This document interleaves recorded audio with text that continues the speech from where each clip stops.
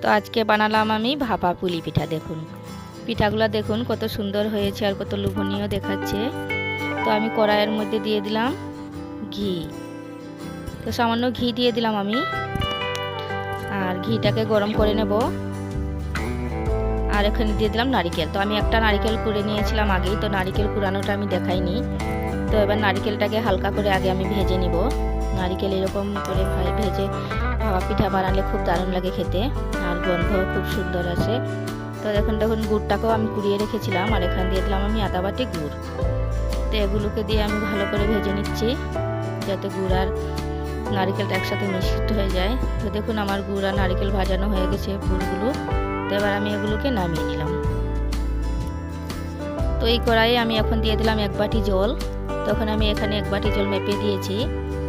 তো জলটা আমার স্ফুটন শুরু হয়ে গেছে, আর এখানে আমি দিয়ে দিলাম সেই বাটির 1 বাটি চালের গুঁড়ো। আমি 1 বাটি জল দিয়েছি আর তার সাথে 1 বাটি চালের গুঁড়ো দিয়েছি। আর এখানে আমি সামান্য লবণ দিয়েছিলাম, লবণটা আমার স্কিপ হয়ে গেছে কেন জানি। তো দিয়ে আমি ভালো করে নেড়ে চেড়ে নিচ্ছি, আর একটুখানির জন্য আমি ঢাকনা লাগিয়ে রেখে দিলাম। দেখুন আর কত সুন্দর হয়েছে দেখুন। তো এবার এটাকে আমি নামিয়ে নেব। তো নামিয়ে এটাকে আমি একটু ঠান্ডা করে নেব।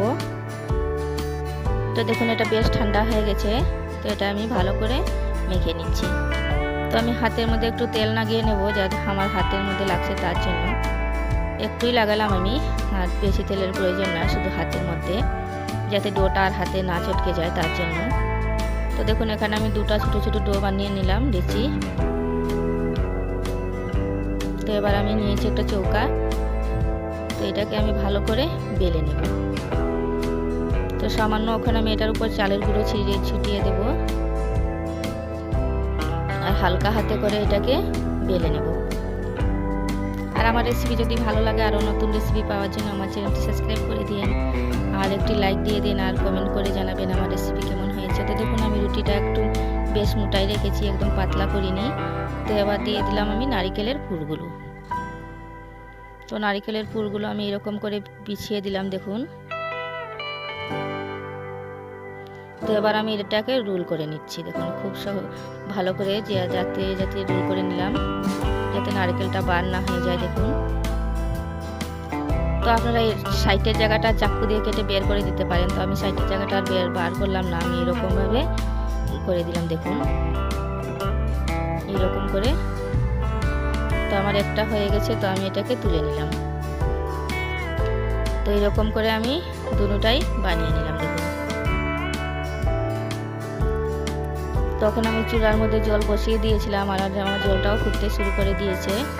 আর এবার আমি দিয়ে দিলাম রুটিগুলো দিয়ে এটার মধ্যে আমি 10 মিনিটের মতো ভাপিয়ে নেব, কারণ আমার রুটিটা আগেই ভালো করে সেদ্ধ হয়ে গিয়েছিল, তাই আর বেশি সময় লাগবে না। তো দেখুন আমার ভাপানো হয়ে গেছে। তো এবার এটাকে আমি নামিয়ে নিলাম, আর নামিয়ে এটাকে ঠান্ডা করে নেব। আর সাইডের জায়গাগুলো আমি এবার চাকু দিয়ে কেটে নিচ্ছি। তো এই জায়গাটাও বাদ দেওয়া যাবে না, আরামসে খাওয়া যাবে। তো আমি এবার এগুলোকে ছোটো ছোটো করে পিস করে নিচ্ছি। গরম গরম পিস করতে যাবেন না, একটু ঠান্ডা হলে এরপরেই পিস করবেন, তো খুব সহজেই পিস হয়ে যাবে। তো দেখুন আমি সবগুলোকে এইরকম করেই পিস করে নিলাম। আর আমার রেসিপি দেখার জন্য আমি সবাইকে অসংখ্য অসংখ্য ধন্যবাদ জানাই।